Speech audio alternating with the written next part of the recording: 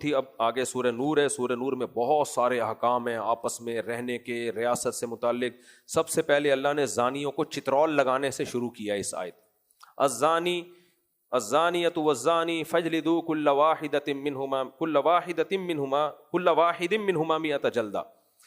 زنا کرنے والا لڑکا ہو یا لڑکی ہو, جو کنوارے ہیں ان کی بات ہو رہی ہے. حدیث سے پتہ چلتا ہے کہ دونوں کو اللہ کہتے ہیں چوک پہ کھڑا کر کے کمبختوں کو 100 کوڑے مارو. وَلَا تَأْخُذْكُمْ بِهِمَا رَأْفَةٌ فِي دِينِ اللَّهِ. جب اللہ کا حکم جاری کرو تو تمہیں نرمی نہیں آنی چاہیے. وَلْيَشْهَدْ عَذَابَهُمَا طَائِفَةٌ مِّنَ الْمُؤْمِنِينَ. مسلمانوں کی ایک جماعت یہ منظر اپنی آنکھوں سے دیکھے. تو پھر اللہ نے بتایا زانی لوگوں کو گندی عورتیں پسند ہوتی ہیں, اور گندی عورتوں کی طرف رغبت بھی زانی مردوں میں ہی ہوتی ہے. جو پاکیزہ لوگ ہوتے ہیں الخبیثات للخبیثین والخبیثون للخبیثات. ناپاک مرد ناپاک عورتوں کے لیے, ناپاک عورتیں ناپاک مردوں کے لیے. گندی سے یہاں مراد ہے زانی, فاحشہ. ایک مرد پہ ٹکی نہیں رہی ہے نا. تو آج کل گرل فرینڈ بوائے فرینڈ میں بڑا عذاب یہ بھی ہے کہ شادی تو ہو جاتی ہے لیکن پرانے والوں کی یادیں رہ جاتی ہیں. پھر وہ کمپیئر کریں. میرے پاس بہت کیسز آتے ہیں, کبھی اکیلے میں آؤ خوشبو لگا کے میں بتاؤں گا آپ کو کیا ہو رہا ہے سوسائٹی میں. وہ پرانے والا تھوڑا سا نئے والے نے برا سلوک کیا نا شوہر نے, تو پرانا بوائے فرینڈ یاد آنا شروع. کاش وسیم سے شادی کر لیتی تو آج یہ دن نہ دیکھنے پڑتے. بھائی وسیم سے کرتی نا تو اس میں کچھ اور عیب نظر آتے. تو ریلیشن میں بھی ہو جاتی ہیں بعض دفعہ. واٹس ایپ پہ کتنی طلاقیں ہو چکی ہیں. موبائل پکڑا پرانی والی نکلی. اس طرح شوہر کا بھی ہے, گرل فرینڈ بوائے فرینڈ, تو شوہر کا بھی پرانوں سے شادی یہاں ہو گئی لیکن اب یاد کون آ رہی ہے, پرانی والی. پھر وہ غفار کے نام سے اس کے نمبر سیو کیے ہوئے. وسیم اور بیگم نے ایک دن پکڑ لیا کہ بھائی یہ تو رخشندہ ہے, یہ وحیدہ ہے, یہ محمودہ ہے. محمود نہیں, وہ محمودہ نکلا, محمودہ نکلی. وحید جو تھا وہ وحیدہ نکلی. کیا گندا غلیظ معاشرہ ہے یا نہیں ہے. اس سب کی بیس کیا ہے, کو ایجوکیشن, بے پردگی. تو خدا کی قسم باہر لوگوں کو تمہاری ایجوکیشن سے کوئی لینا دینا نہیں ہے. پتہ ہے پنجاب میں ہمارے علماء نے بات کی وزیر اعلیٰ سے کہ بھائی پنجاب میں یہ کو ایجوکیشن سسٹم کیوں ہے. پہلے مردوں کے الگ ہوتے تھے, لڑکیوں کے الگ. انہوں نے کہا باہر جو ہمیں قرضہ آ رہا ہے نا, انہوں نے بولا کہ ساتھ بٹھاؤ گے تو پیسے دیں گے ورنہ نہیں. اس سے پتہ چلتا ہے کہ ان کو تعلیم سے زیادہ ہمارا خاندانی نظام تباہ کرنے کا یہ پیسے اس لیے دے رہے ہیں. اتنے نیک نہیں ہیں کہ یہ لوگ ترقی کر کے چاند پہ ہماری طرح پہنچ جائیں. وہ چاہ رہے ہیں بغیرتی میں ہماری جیسے ہو جائیں. ترقی تو انہوں نے خاک بھی نہیں کرنی, ٹھیک ہے نا. تو ان کو پتا ہے ہمارے پاس ترقی ہے, غیرت ختم ہو گئی. ان کے پاس ترقی نہیں ہے لیکن غیرت ہے, تو غیرت تو چھینو نا ان کم بختوں سے. وہ ایجوکیشن اتنی زیادہ ہو گئی ہے, بے غیرتی یار. جن عورتوں کے ناخن کسی نے نہیں دیکھے تھے, جن لڑکیوں کے باپ تبلیغ میں 4 مہینے کے لیے نکلا ہوا ہوگا, پیچھے بیٹی کالج میں کیا گل کھلا رہی ہے, ابا کو پتا نہیں ہوگا. تبھی تو جامع رشید کہتا ہے بھائی ہم اس کو ایجوکیشن کو ختم نہیں کر سکتے تو ہم خود سے تو یونیورسٹیاں بنا سکتے ہیں نا. تو خود بناؤ یونیورسٹیاں, اپنے کنٹرول میں لو. اسی وجہ سے غزالی یونیورسٹی بنائی ہے. آپ لوگ بھی بناؤ, جو لوگ جن کے کو بھی اللہ نے وسائل دیے ہیں بھائی خود بنائیں یونیورسٹیاں. اس میں تعلیم اچھی ہو, ماحول اسلامی ہو اس میں. تو اللہ نے فرمایا اچھا یہ جو حدیث قرآن کی ہے نا, خبیث مرد خبیث عورتوں کے لیے, اس کا مطلب یہ نہیں کہ پاکیزہ آدمی کی خبیث عورت سے شادی نہیں ہو سکتی, یا پاکیزہ عورت کی خبیث آدمی سے نہیں. یہ تو ہو سکتا ہے, دھوکے سے سب کچھ ہو سکتا ہے. مطلب ہے کہ ان کی رغبت انہی میں ہوتی ہے. باقی دھوکے سے کسی کی شادی کسی سے ہو گئی تو ایک الگ بات ہے. اس پہ کچھ لطیفے اکیلے میں ملوں گے تو سن. اچھا بھائی عمر اعجاز کون ہے؟ عمر اعجاز جلدی بتائیں. ان کی والدہ کی طبیعت اوپر خراب ہو رہی ہے, وہ اپنی والدہ کو لے کے جائیں فوراً. ان کی والدہ کی طرف سے پیغام آیا ہے, جلدی شابش. دیکھیں یہاں نہیں ہے بھائی, تلاش کریں جلدی سے. تو اللہ نے حکم دیا 100 کوڑے مارو. پھر اللہ نے میاں بیوی کے لیے ایک الگ حکم دیا.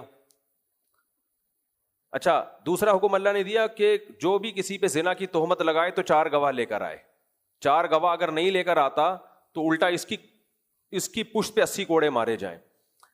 اس سے پتہ چلتا ہے یہ جو ہم بڑے آرام سے کہتے ہیں نا فلاں زانی ہے, فلاں بدکار ہے, تو یہ آپ اپنے خلاف اسلامی عدالت میں کیس کروا رہے ہو, اس کے خلاف نہیں کروا رہے. آپ سیاسی اختلاف ہوتا ہے تو فلاں زانی ہے, فلاں یہ ہے, فلاں وہ ہے. بھائی آپ قرآن پڑھتے ہو, قرآن نے 4 گواہوں کے بغیر کسی کو زانی کہنے پر پابندی لگائی ہے.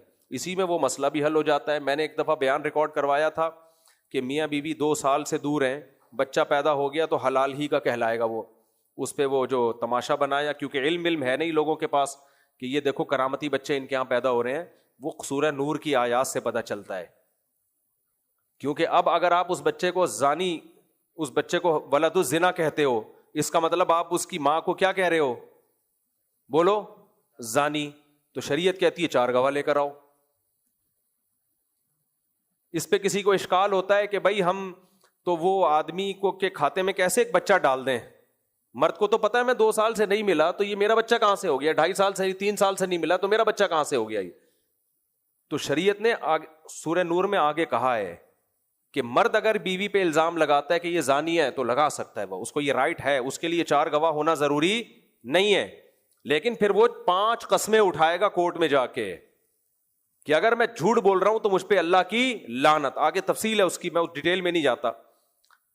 پھر عورت بھی قسم اٹھائے گی کہ یہ اگر جھوٹ بول رہا ہے، یہ اگر سچ بول رہا ہے تو مجھ پر اللہ کا غضب.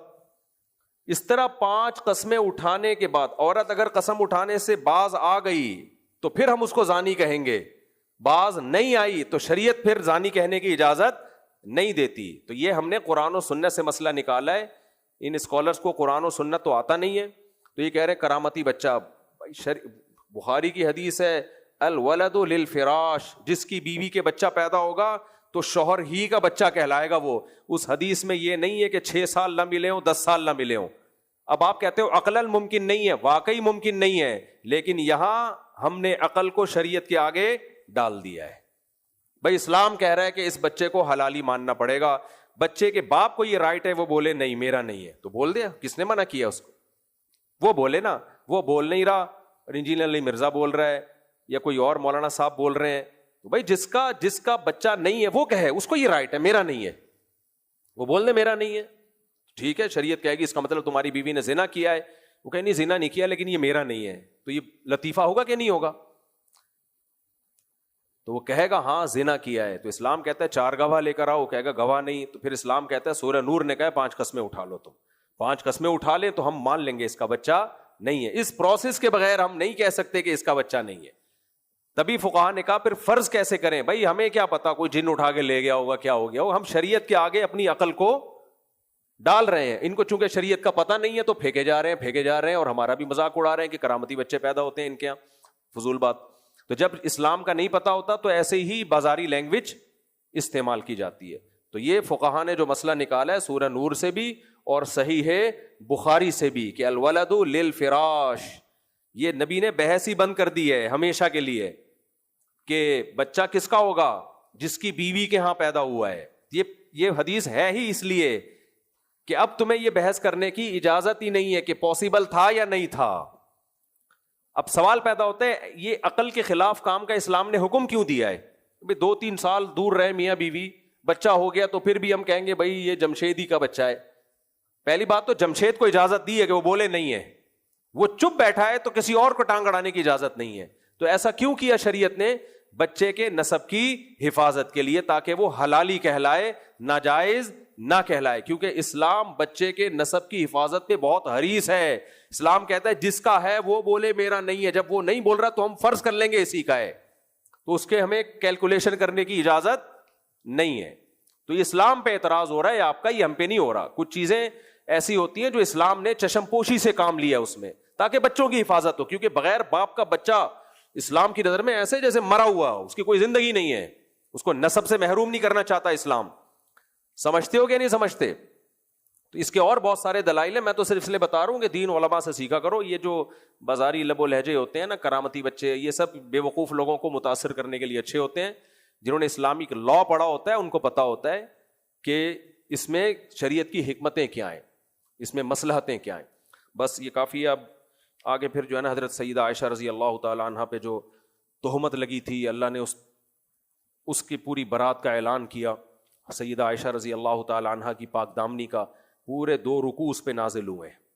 امی عائشہ کی پاک دامنی پہ وہ بڑے دلچسپ ہیں، لیکن وقت ہمارا مکمل ہو گیا. اور انہی 2 رکوع کی وجہ سے علماء کا اتفاق ہے کہ جو سیدہ عائشہ پہ تہمت لگاتا ہے، آپ کو معاذ اللہ زانی سمجھتا ہے، وہ دائرہ اسلام سے خارج ہے. کیونکہ پورے 2 رکوع اللہ نے سیدہ عائشہ کی پاک دامنی پہ نازل کی ہیں. اتنی منصوص حکم کے بعد بھی کوئی انکار کرے تو سیدھا سیدھا وہ قرآن کا انکار ہے, تو وہ مسلمان نہیں ہو سکتا.